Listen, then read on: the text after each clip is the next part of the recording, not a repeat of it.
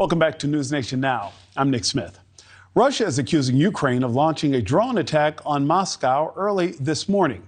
The mayor of Moscow says there were no casualties when a drone hit two non-residential buildings.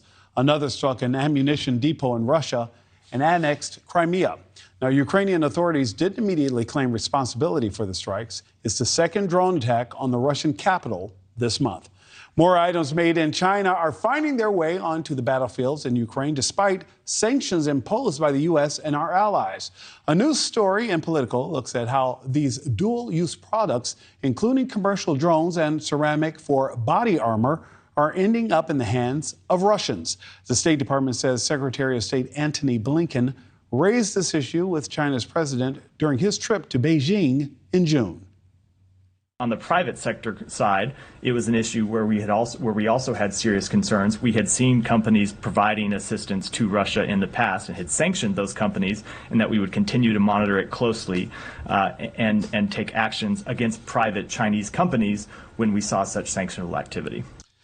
Now, joining us now is David Rank. He spent 27 years as a Foreign Service officer with the State Department and served as the acting ambassador to China before stepping down in June of 2017. Dave, I have to believe that nothing about this surprises you, that we're finding different parts on the battlefield from places that they should not be.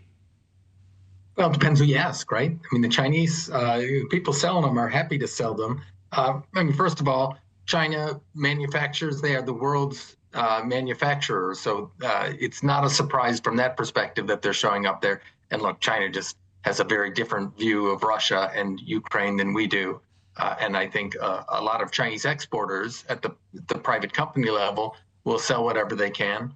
And Beijing, the Chinese government, what checks Beijing's hand is the reaction the United States or the Europeans might have. And Ambassador Dave, I guess that's one of the questions I wanted to ask you as well, is because I heard one analyst say that it's not even so much about helping Russia so much as sticking it to the U.S. Yeah, I mean, there's not a lot of love between the Russians and the Chinese. What they share is a mutual disdain for the United States. And so that's what really brought them together back before the war started, and that's what's keeping them together. Ambassador Dave, when you hear about this particular move, though, now with the use of these cluster bombs and things like that, what gives you pause or what concerns do you have? Well, I got lots of concerns. I don't think the cluster bombs are Chinese manufactured. My sense is that those are Russian. But generally, I mean, the drift of from friction to confrontation to conflict, first between Russia and Ukraine, but, will it pull the rest of the world in? That should be a concern for all of us.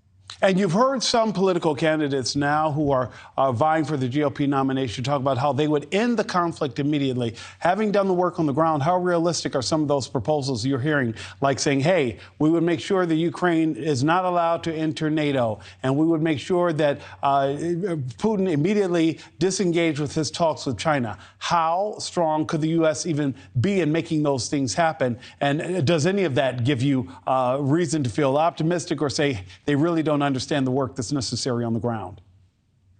Sure, you could end the war tomorrow by cutting off the Ukrainians, right? That's what's keeping, really brave fighters in the fight is the fact that they have the support of the United States. And if we cut them off, we cut off the democratic government, it could not last very long. The other stuff, taking a tougher line with Russia or China, I just don't buy it. Ambassador Dave, how do we continue to have the American public on board with the support that we're giving to Ukraine? It seems as though most recent polling suggests that support may be waning in a small fraction, and not a huge drop, but that the numbers seem to be down as far as Americans believing in the continued financial support in the war effort. So I think a big key, and it's not my part of the world, but I think a big key is, and Zelensky understands it, is that they've got to show success on the battlefield. That the counteroffensive that was talked about for months and now, which seems to have begun, I think has to show results. That Americans have to look and say it's worth the investment that we're putting in there. And I think people understand the sacrifices that Ukrainians are making. I think Americans will, and Europeans and others will want to see that it's having an impact on the ground. And Ambassador Dave, I've even heard some critics of President Biden say that he has to do a better job of explaining why geopolitics matter on the world stage and our role in making sure that we play a role in the peace process. Former Ambassador Dave, thank you so much for joining me this afternoon. Thank you, Nick. Good to be here. Thank you for watching. Go to newsnationnow.com to find News Nation on your television provider. And don't forget to click the red subscribe button below to get more of News Nation's fact-driven, unbiased coverage.